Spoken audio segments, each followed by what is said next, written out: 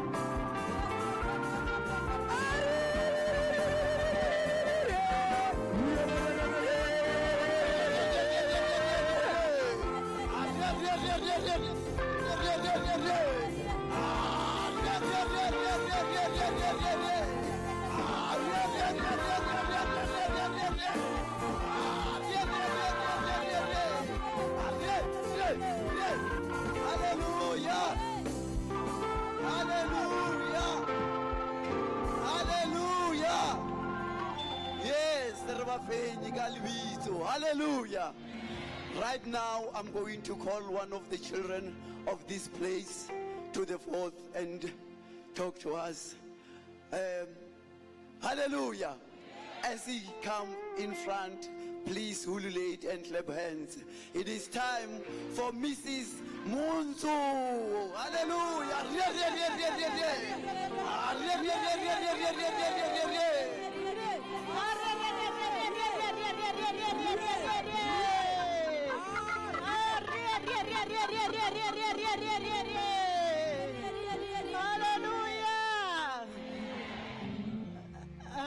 Let me first start by greeting our parents, Pastor Mukhuba and Professor Mukhuba, in the name of Jesus. And I would like to thank them for this opportunity of introducing the people. We have the visitors today. As you can see, we have the people from the Department of Correctional Services. That's where I work.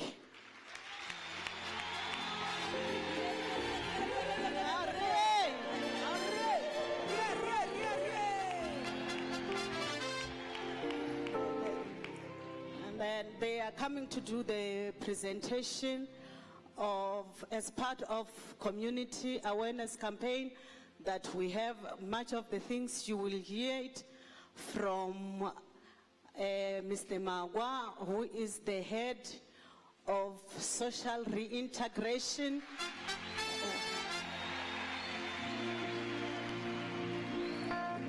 And with him we have Mr. Dladla, we have Mr. Kobane, we have Mr. Kunene, who is our unit managers, and we have the parole officers with them, Mr. Mureu, Miss MAJ, and Mr. Kobane. So these are the people that accompanied our boss to come and do the presentation so that we might understand as the church and as the community what is social reintegration and what is community corrections all about. And he will talk about different things. Please listen attentively, Mr. Magwa.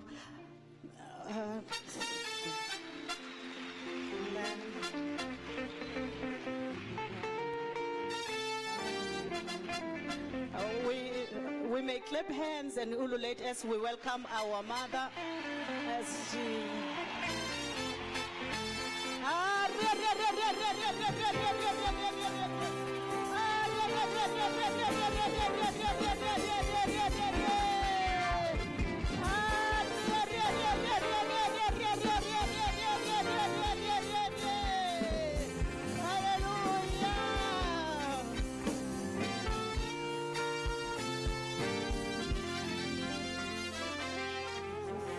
Mama, we welcome you, and I'm going to hand over to Mr. Magwa, who is the head of social reintegration, to do the presentation.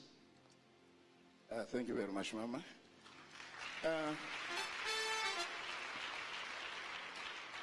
Like our colleague said, my name is Poisile Magwa. I'm the head of social reintegration at Johannesburg Management Area. Our offices are based at Elof and Albert Street. Our office job is to ensure that people that we take within the community, we are monitoring them. As you know, correctional services is at the last of the value chain of the justice system. People go to courts, and after they went to courts, they get convicted and they are in correctional centers. Now, within correctional centers, we are expected to put the people that were in conflict with the law through different programs. We have programs that we call crime-related programs. We have to do this offending behavior, to deal with the offending behavior. So when a person comes into the correctional facility, he is assessed. The assessment is meant to find out the type of programs the person will undergo. before we take him back to the community. Because the expectation of the community is that we have to ensure that when people come out of the correctional centers, they come out as better people than when they came in. That is the expectation from the community. Now, after they've been through the correctional centers programs, depending on the length of sentence they are doing, they then come to the Office of Community Corrections. I think most of us have heard about what is called parole. A parole is when a convicted person is released before the total end of his term. Most of the economic crimes that happen within our countries, a person will be for economic crimes due to our social situation. And when he is within the correctional facilities, he's taken through other programs. And most of the juveniles are obliged to at least finish matric within the correctional facility at no cost. Of course, there's a cost to the state. And a person going further, there's also opportunities for application through INEXAS. DCS, NEFSAS. DCS makes application for people who want to pursue their studies because they don't have the means, because they are incarcerated. Now, in the Office of Community Corrections, if a person maybe is doing 5 years, then he gets released. Maybe he'll be released after 3 years. The 2 years that he still have to serve, he serves within the community. Now, when he's within the community, it's our job as the Office of Community Corrections to ensure that he abides by the conditions that he was given by the parole board. Conditions may include a house arrest, monitoring, restriction to certain areas, not be able to leave a house after a certain time. And then our officials will come and monitor if he does abide to those conditions.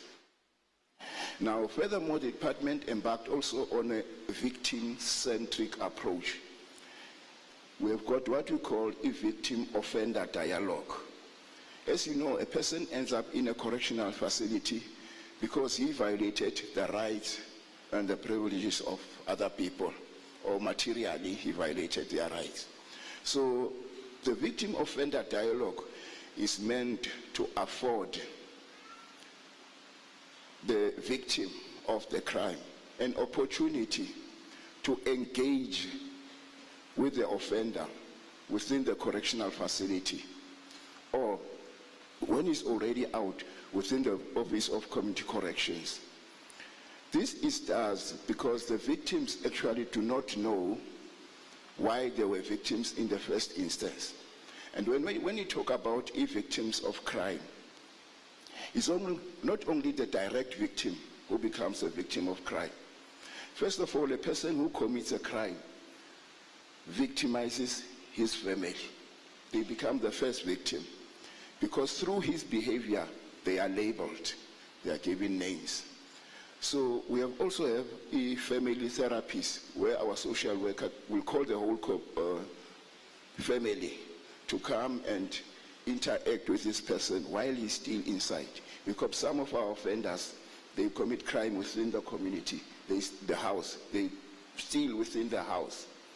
So when we come and comment like a victim offender mediation, or we come and inform the community, because the department expects us as correctional services to be able to tell the community what is it that you are about, and how do we hope to keep South Africans safe from the people that come from our facility. It's a very, very difficult task to change a person when he has already grown up with the behavior that is not acceptable within the community. It is very challenging. But we are saying together with the community, because the Department of Correctional Services believes that corrections is a societal responsibility. The people that are within correctional centers come from the community. And when the time comes for them to go back to that community, we should have done something about the community. So as people affected by crime, if you feel that, because when you go through the courts, it's a magistrate, it's a prosecutor, it's a victim, it's a lawyer, the victim does not get an opportunity to really confront this person about the crime that he did, to hear him firsthand, what is it that made you to choose me as a victim? Now, the victim-offender dialogue is meant to bring to some of the closure that the victim may need about what has happened to him or her property. So the victim-offender dialogue and mediation, it is expected of heads of community corrections to go within the communities and to make sure that the community knows that they also have a right to confront the victim, to ask the victim questions, the offender questions, while still inside or when he goes out. But this victim-offender dialogue is a voluntary process. It's a process that is meant to, the offender and the victim must be willing to engage. Because after all, when the person is released, most of the victims of crime commit crime within their communities, within the people that they know, some of them. So I'm saying some of the victim-offender dialogues, the victims felt very relieved to be able to hear from a person. We are not saying a person must be forgiven. No, the court has already dealt with that part. We are saying the victim must be able, in his or own ways, to engage with the offender. And also, we have got what you call probationers. Probationers who come directly from court to a correctional facilities. These probationers are sent by the court to non-custodial sentence. A non-custodial sentence, it does not become in custody. So us, as correctional officials, Community Corrections Office, we are expected to ensure that crimes committed by these people, especially your white-collar crimes, people who stole money, people who offended others, and there is a need for him to repay that person. The court does not send him straight to a correctional facility, but the court sends him to us so that he can keep his employment and reimburse the business or the people that he did a crime to. And in this victim offender mediation also, we also at times, we take offenders themselves, maybe offenders of this area, to come within the community of that area and ask for forgiveness from the community of that area and tell the community in that area, why is it that we are not living in harmony with you? And we also send parolees and probationers to different schools so that they can repay with their labor some community members of what they did to them. We've got quite a number of schools that we, on Saturday, send parolees and probationers to clean. We call it a community service. So he gets given a certain number of hours to perform that service to the community that he violated or the community nearest to him.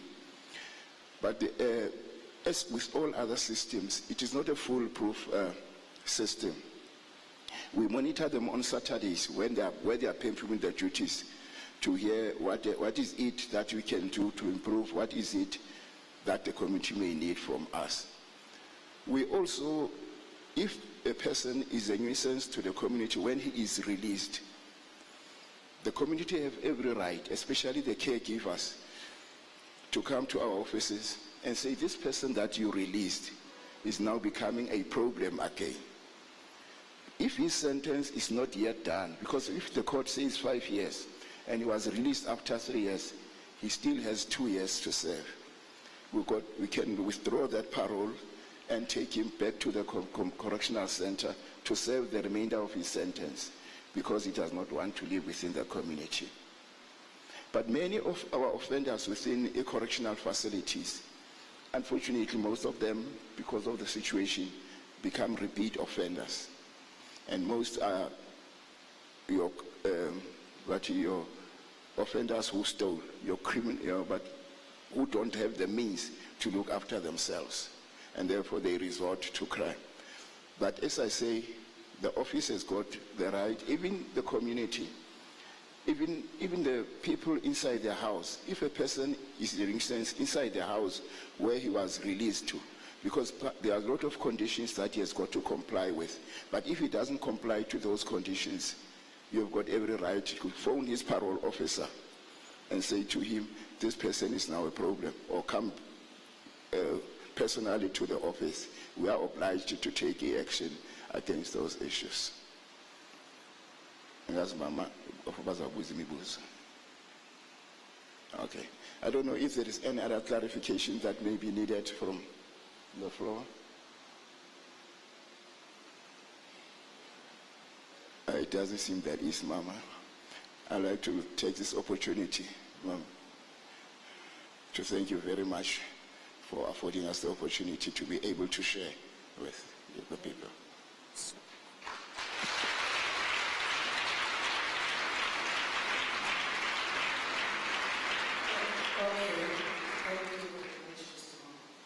What he was saying was, do you have any questions now? Maybe you didn't hear him. Yeah, I thought so. Thank you very much. Okay. Can we get a mic quickly? Thank you. Thank you, Mama. You mentioned that,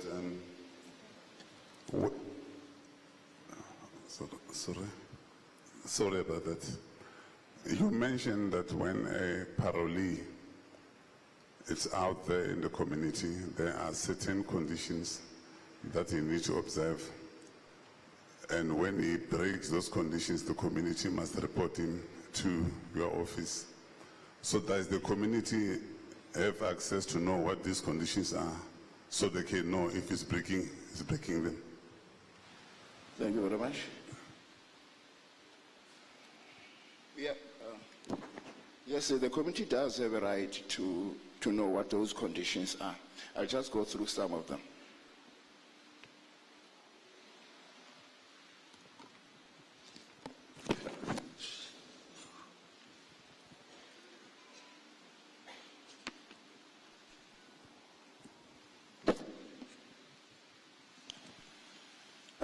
The person may be monitored, must be monitored, in fact, may not be. He must be monitored when he goes out. Now, in monitoring, we've got different levels of monitoring. He has to be at home at certain times. He does not have to use alcohol. He can be tagged. Most of the conditions are the conditions that a caregiver gets given, depending on the risk level of that person incarceration. But there are quite a number of conditions: not utilizing liquor, not being a nuisance to the community, ensuring that he goes and seek work at a particular time and come back at a particular time. But if there are any challenges, any other things that the community feels that this person is not living in harmony with us, they've got every right to report. But we have got what we call the supervision committee. In any sitting or in any complaint, the supervision committee will come.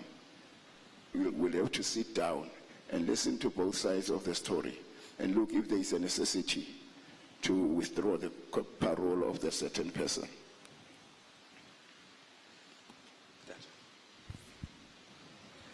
Tata, your hand was up. Hello.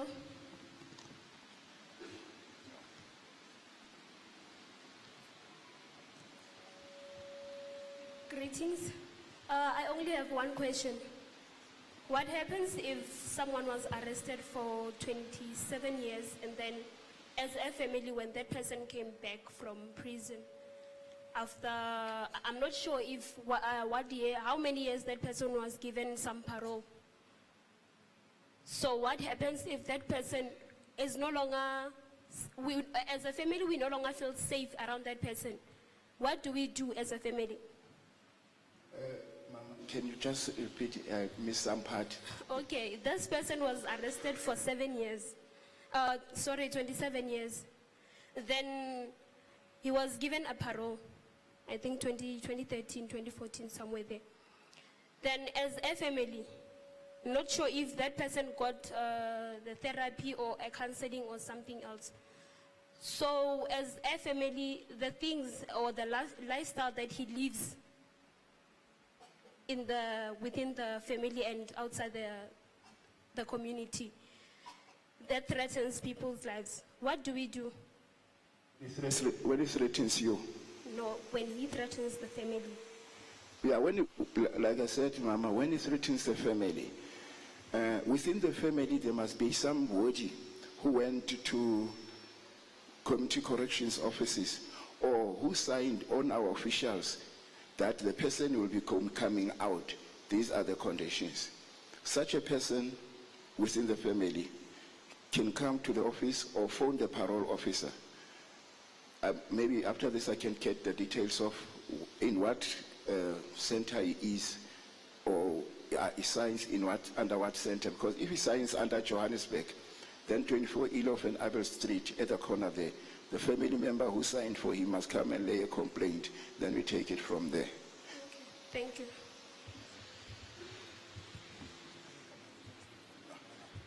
Okay, great. Thank you for giving us the explanation of some of the things that we really did not know. I heard you saying that if somebody has committed what is called a white-collar crime, they are not incarcerated, they are not imprisoned, but they are made to do some work so that they may be able to pay. I didn't quite get as to who they are paying back to. Are they paying back to the victim from which they stole from, or are they paying back to the community? If you could explain that, clarify that for us, please. Okay.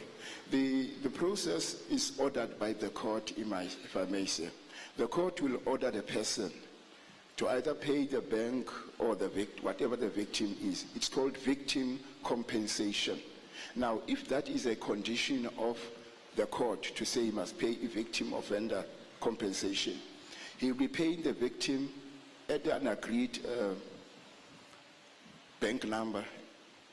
And then after paying that money, he comes with a receipt to the office, and we file those receipts so that the money that is ordered to be paid is fully repaid. And if he doesn't pay as agreed, we inform the court to say this person is not abiding to a victim offender compensation. Then the court will reconsider the option of direct imprisonment. But most of the time it's victim offender compensation, unless it's a fine. When it's a fine, then most of the fines go to the state. Thank you. Another question is, people who commit crime, do you say in these negotiations between the victim and the offender, do you involve, I would put it as religious people, to come and be part or to participate in those negotiations, so that when a person is released, even his mental and spiritual condition should be assessed as to whether he's fit or not to go back to the community or to be given that parole, as you put it? Do you involve religious people? Okay, like I said, the victim can also be the family of the person. Now, if they so wish, remember it's a voluntary process, but if he so wishes that, because the composition of the people in that meeting is not determined by DCS. When as a victim, you'll be saying we want to make a victim offender dialogue, and who you come up to together with is not a problem. So if even an offender can say, I want my pastor to be here, even those who are already outside, if they wish their pastors to be there, they do go there. Thank you very much.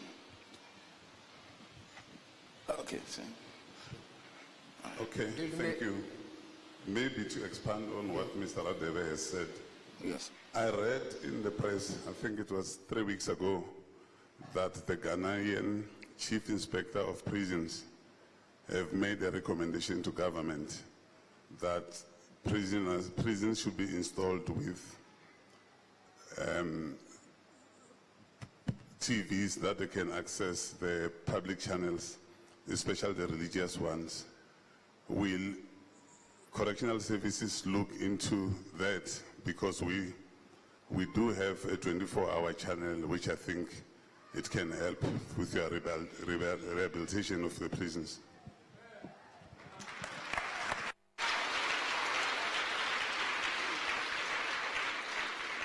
Thank you for the question, Tati. At this point in time, I think it should be a high-level discussion between our national offices and the religious leaders. Because as it is, we used to have a contract where the state was putting TVs in all cells where offenders are. But taking from that, maybe when the recommendation is coming from the public to say, because the installation, other TVs were there, I remember they were on contract here in Johannesburg. But when the contract expired, they no longer did them. But if you as religious people would like to make that recommendation to the government, to say we can even sponsor for this channel to be there, or we can install a TV there, I don't think the government will be negative to the idea. Because as it is, with rehabilitation of prisoners, we really need all the help we can get. Thank you very much.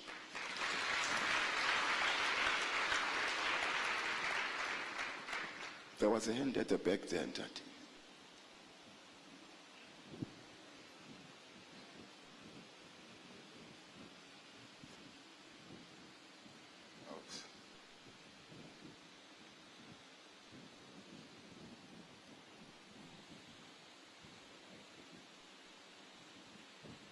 Oh, there's a hand there at the back, Tati.